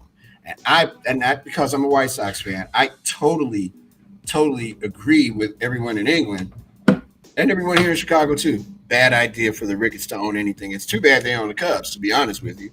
But they're never selling that. So sorry, gang. You had your chance. That's never ever gonna happen. Here's a story that got me glistening. It might have got you too. Barty is retiring at the age of 25. The number one ranked tennis player in the world is retiring. 2 months after winning the Australian Open, the announcement stunned the tennis world today. She said, "I just know at the moment in my heart, for me as a person, this is right," Barty said, her voice shaky at times during a 6-minute video posted on her Instagram account Wednesday in Australia, saying it was time to chase other dreams. Barty, who announced her engagement to trainee golf professional Gary Kissick in November, said she no longer feels compelled to do what she knows is required to be the best she can be at tennis. It's the first time I've actually said it out loud, and yeah, it's hard to say, Barty said during an informal interview with her former doubles partner, Casey Delacroix. I don't have the physical drive, the emotional want, and everything it takes to challenge yourself at the very top level anymore. I am spent. This is not the first time Barty has walked away from tennis, however. She was the Wimbledon junior champion at 15 in 2011, presaging a promising professional career, but left the tour entirely for 2 years, nearly 2 years, in 2014 because of burnout, overwhelmed by the pressure and travel required. She played professional cricket back home in Australia. Then eventually, I hear you, Glitz. I'm with you. Really? You're 25, though. Retiring? I don't know. It's kind of a weird story. But I guess if she really feels, in her heart that it's just not in it anymore, then, more power to her, I guess. But it's kind of weird to see someone that young and talented and that good. Yeah, giving up their. Yeah, I mean, it's interesting. She said, "I'll never ever stop loving tennis. It will always be a massive part of my life, but now I think it's important I get to enjoy the next phase of my life as Ash Barty the person, not Ash Barty the athlete." All right, well, good luck to you. I mean, I don't know.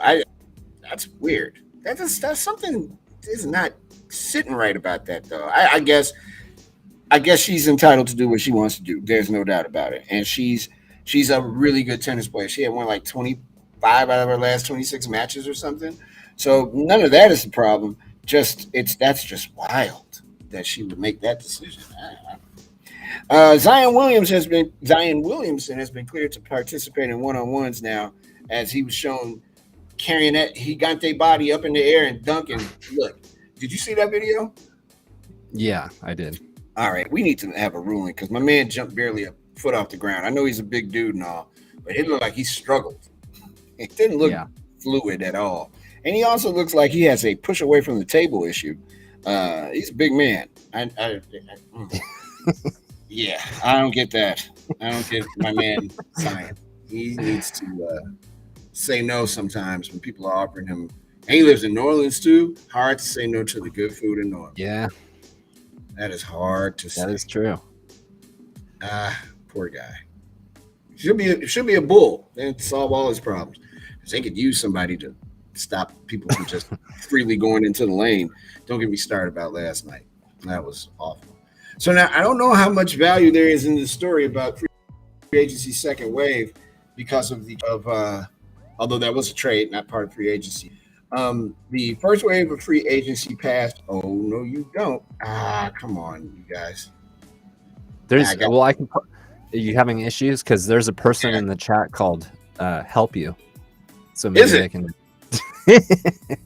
Maybe that'll do it. Shallow B, James, Conscious Antelope, Heartbreaking Rattlesnake, Ablaze Penguin, Jordan, Tanya, Sincere Lion, Ideal Crab, Wonderful Owl, Fixed Cobra, K, Astonishing Camel. Thank you all. And we got people that are in the line of oh no, they're not. Never mind. Well, someone from Georgia. I was just thinking about that tornado that ran through the south and southeast. Bernie Sanders has done something that I was hoping would happen a long time ago. He has introduced legislation to seriously have a conversation about taking away MLB's antitrust exemption.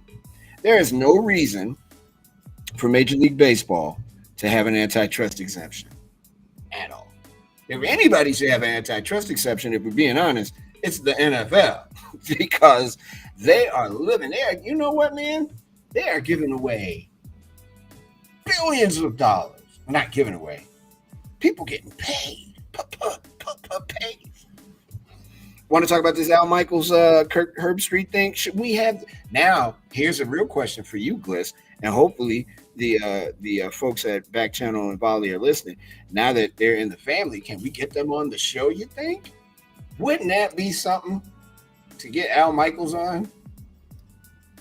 I mean, nice. I'm not going to say I'll settle for Kirk Herbstreit, but I'd like to have Kirk on as well. This is so cool. It's only cool, I think, because in a selfish way, I just have a dream that you and I are in the press box, not on a mic, not with a headset, but in the press box with them two, just watching it. I just want to see it. You got to make that happen. Al Michaels and Kirk Herbstreit will be the announcing team when Prime Video takes over the Thursday night football package in September. Michaels moves to Prime from NBC. His contract with NBC ended last month after he was in the booth for his 11th Super Bowl. This is the new frontier in sports television, and to be a part of the launch at this point in my career is both exciting and stimulating, Michael said in a statement today. The NFL is the king of unscripted television, and I'm looking forward to joining Kirk to bring more fans more dramatic episodes on Thursday nights this fall. Herbstreit, who has been with ESPN since 1996, will remain the network's lead college football analyst and do NFL games for Prime. ESPN also announced Wednesday that Herbstreit had signed a multi-year extension. How much money is there? Dude, can I have one of those two jobs? How much money do you... I'm not going to say how much money do you need. So I don't know how Kirk Herbstreit lives. But my goodness gracious. Amazon will pay.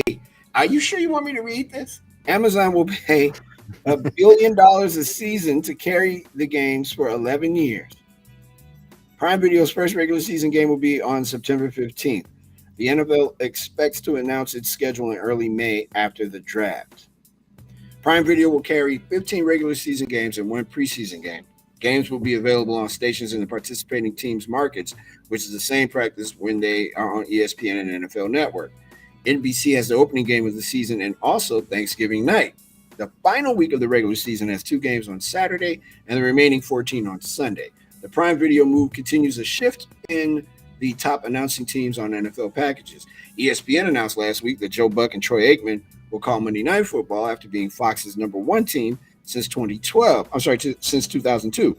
With Michaels going to Prime, Mike Tirico will call Sunday Night Football with a name that Tay doesn't want us to say, but I got to say it, Chris Collinsworth.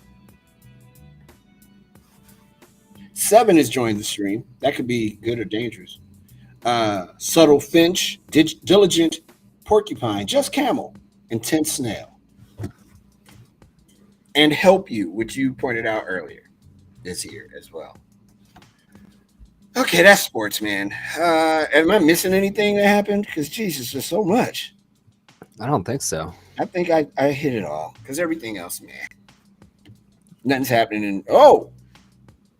So the man at Nurkic, when he took his phone from him. Oh, right, yeah. Apparently that dude said the equivalent of your mama to him. And Nurkic walked over there very slowly and just took his phone and threw it. and also he said something about his grandmother who passed away from COVID last year, or the year before. I think it was. Yeah. Why would you do that? Why would you get that's the biggest Bosnian in Bosnia as far as we know. Why would you get him upset? Why? Don't you leave that dude alone? He must not know that his nickname is the Bosnian Beast. He does not. Clearly, he knows now. If he wasn't aware before, he's all about that in life now. He know. My man, he walked casually over, like he was gonna have a conversation with him. He didn't get loud. He didn't even. He like stared him down all the way until he walked up to him, and then he just proceeded to, "I will take this," and threw his phone. That dude's a boss. Now, I guess you can't ask him now, can you give me a new phone?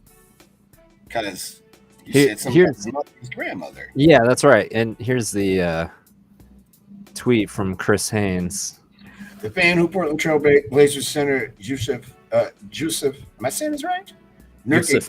Yusuf Nurkic, confronted in Indiana, allegedly shouted, "Your mom is trash," and said his grandma is a wow. League sources tell Yahoo Sports Nurkic's grandmother passed away of COVID in 2020. You're wow. Bad What move. would make you say that? I know. Someone come get this little kid. Yeah, seriously. Hey, he's lucky he didn't get something worse than that. Now that, I mean, come on. Where that kid looked like he was like 16, 17, somewhere in that range. Where's that kid's parents? Man, look, let me tell you something. I'm a professional athlete. You can talk. Hey, you're a bum. Okay, cool. I'll be a bum. Sure. Yeah. Your shot's off. All right, my shot is off. Maybe I'll get better. I might even turn around and be like, "Can I have some of your popcorn?" We can talk back and forth and have fun. Once you start getting away from what is in that 94-foot range with if me, it's personal, yep. Now I got to ask you, what's your problem, son? And this has happened twice in Indiana, which is just furthest my theory about Indiana. But that's another show. I don't think that dude realized how lucky he was that he was not served up a couple of hand sandwiches by the Bosnian Beast. I mean, he probably could have picked him up with one hand and threw him about 5 rows that would have been where he was. If we could have caught that on video, that would have been great. Because to see his flailing thin body zooming through the air and the Bosnian Beast just standing there, I told you I would break you. Now, I don't think, you don't. He threw his phone. That's, I almost would have preferred if he would have, like grabbed him or something, because it's like, shook him real hard. And I guess like in the moment he was probably trying, internalizing like, I need to control myself here.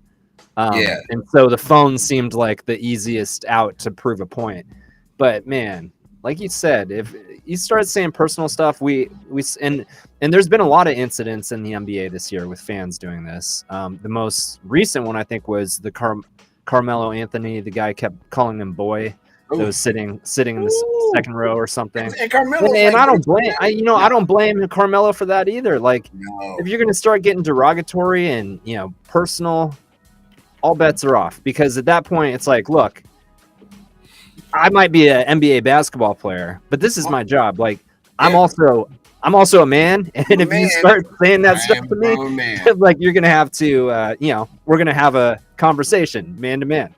Years ago, I went on a remote with the dude that's the voice for Sports Center, Rick Party. Okay. My buddy Rick. One of these days I'll sneak on here. He's a busy dude. He's doing everybody's voices now. But we were at a remote at a local radio station, and this dude just started going in on all of us.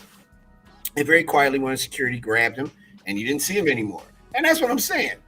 There are people around who will grab you, right, and have words with you.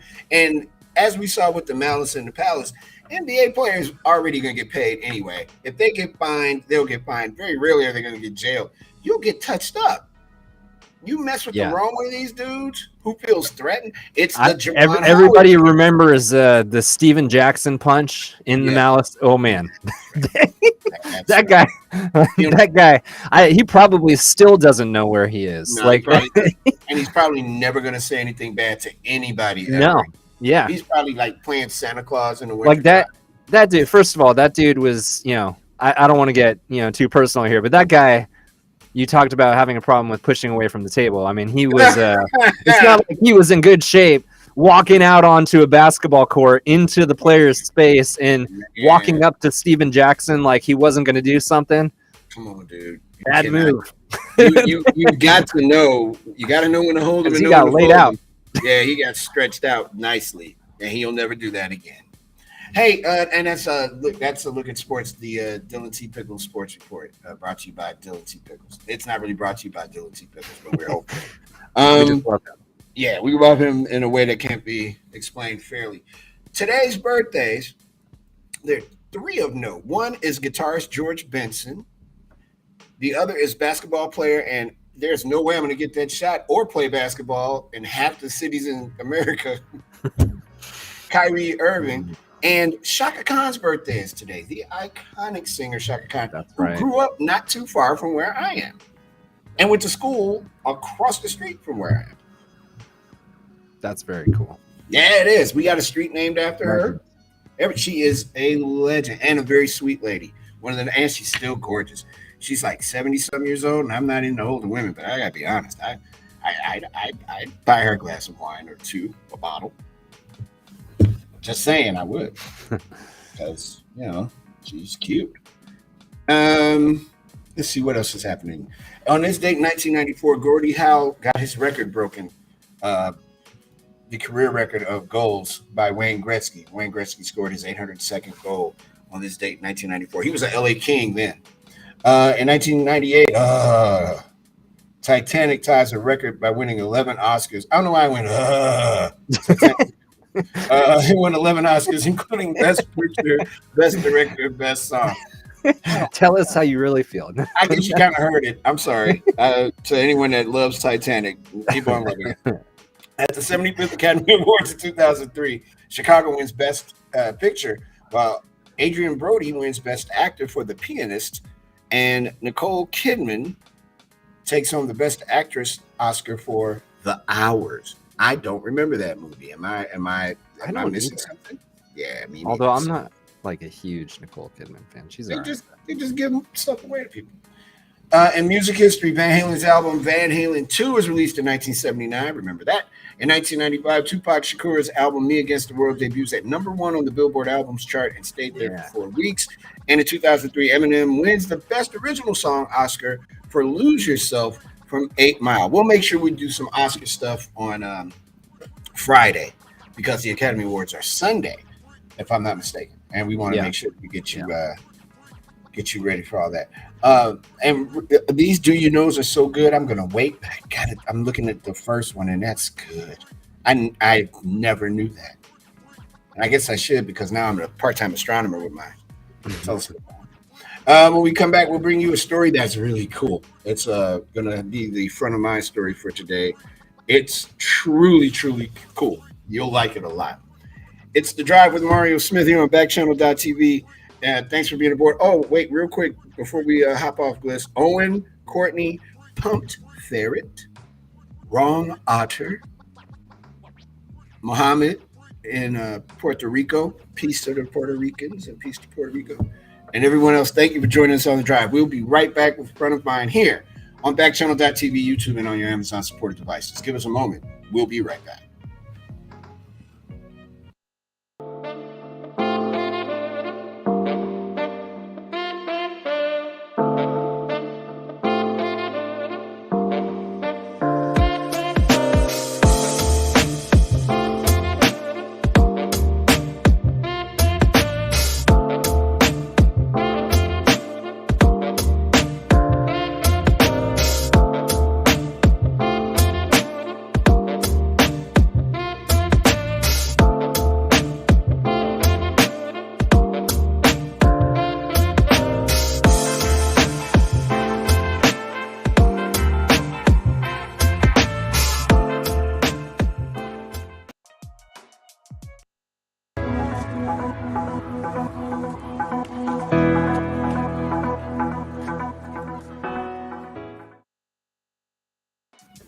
With all of the subtlety of a wet blanket thrown over a fire, Tom Hanks recently photobombed a bridal party in Pittsburgh.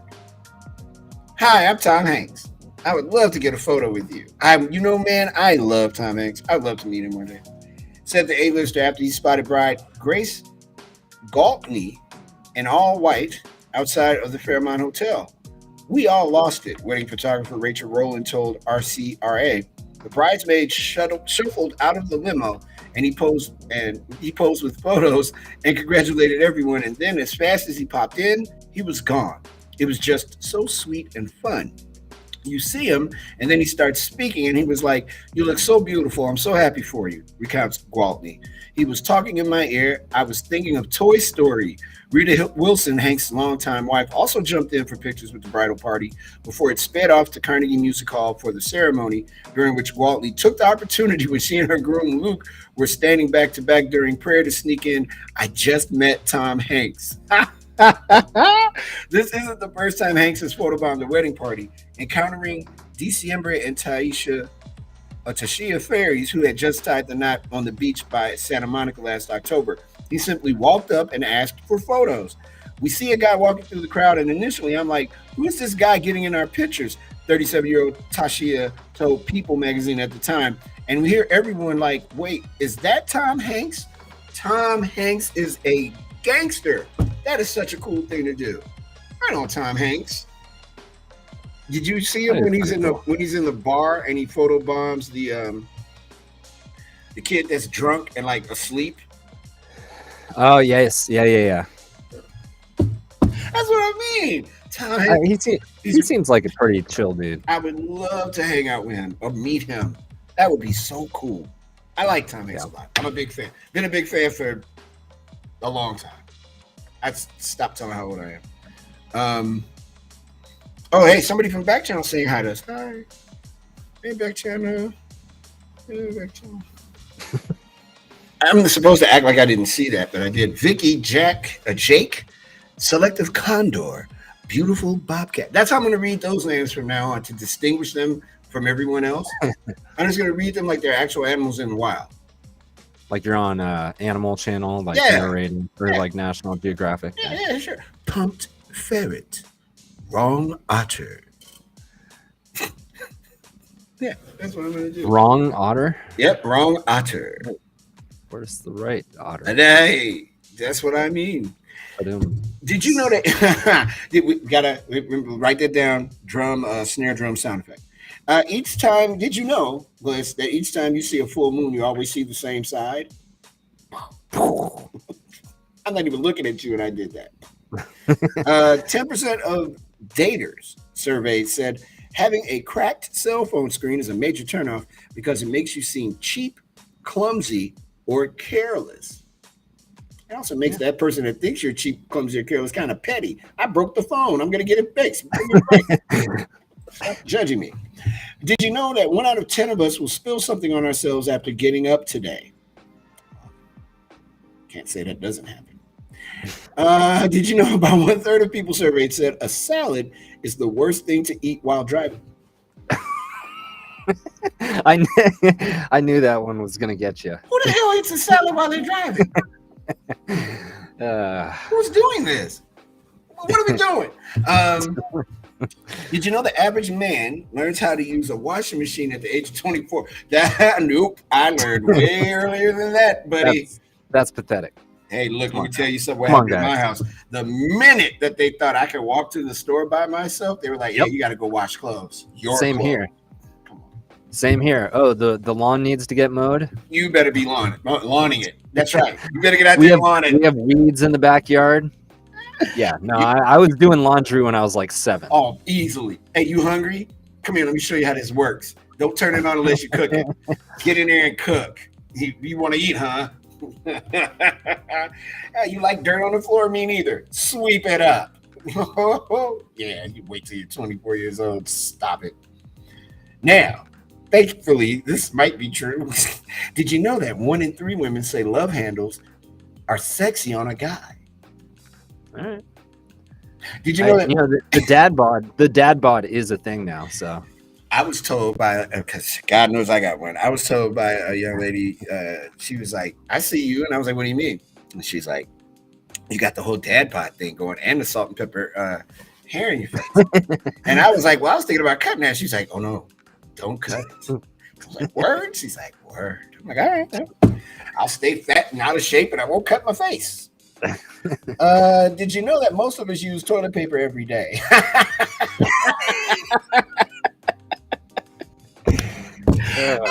And studies show Americans use 3 times more of it than any other country because you know why. I can't say it, but hit me on Twitter, Mario and Hyde Park, and I will post what I wanted to say. That is funny. Most of us use toilet paper every day. No. What? Word? Are you serious? Oh, I know. I feel like that whole setup wasn't necessary. No, not at all. They could have just did the study show Americans use. Right. That's the most of us use it every day. You don't say. That's why I left it though. It seems you're the greatest, man. But sometimes when I find these, I'll edit them down a little bit, and I was like, nope, that can stay. Oh yeah, you better know it. You know me a little bit. That could stay. That totally could stay. Between that and eating a salad while driving, my day is almost done. And a YouTuber digs underground tunnel from house to shed to avoid the rain. Why the damn rain? An inventor, a YouTube streamer in the UK, has spent 2 years hand digging a 10-foot deep and 40-foot long tunnel underneath his yard just so he can avoid getting wet when walking to his shed. He spent more than a year on the project using a shovel and hydraulics, quietly creating the reinforced steel and concrete illuminated tunnel.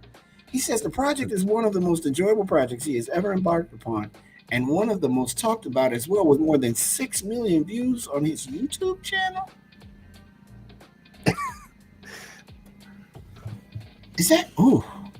That made my whole face hurt. Could you tell the difference between tortilla chips made by humans and chips that have been made by a disembodied robot arm? Chipotle Mexican Grill is putting that question to the test.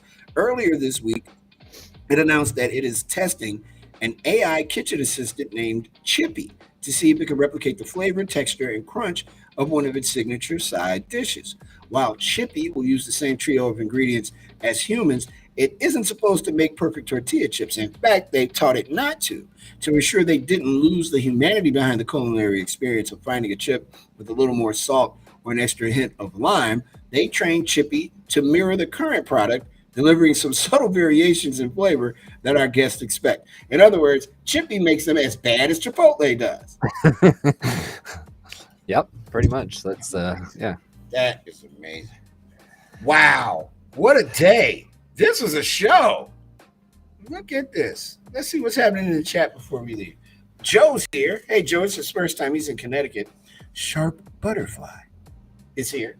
Along with, I said these already, but I got to say it again. Beautiful Bobcat. Selective Condor. Pumped Ferret is here too. All right, man. Gliss, thank you, brother. Thank you. Yeah, we're going to shut this bad boy down. We can't top what we've already done. Too much fun. Yeah, we've had too much fun today. A yellow jacket in my house. How the hell does that happen? People use toilet paper every day. And the animals are back. All right. There you go. Have a good night, man. Enjoy your day off, brother. I'll see you Friday. Right on. Thank you to everybody who's been a passenger on the drive today. Thank you to everybody who left a review as well. Leave your review at backchannel.tv, and I promise you we will read them as we get them. We really appreciate that. If you want to follow me, you can catch me on Twitter, Mario and Hyde Park, all lowercase. And for the folks who like to listen to the radio, lumpenradio.com. I will be there tomorrow afternoon, 2 p.m. Central Time, for news from the service entrance with Mario. It's a regular weekly show that I do on the radio, and it's a really cool show, and I hope you check it out. As the sun begins its descent on a very cloudy day in Chicago, Illinois, my name is Mario Smith. Thank you so much for checking us out. Begin your broadcast day tomorrow morning at 6 a.m. with Haley and Allison live from the UK. On behalf of all the men and women at Backchannel.tv, have a wonderful Wednesday evening, and we will see you here on Friday for more of The Drive with Mario Smith. Peace.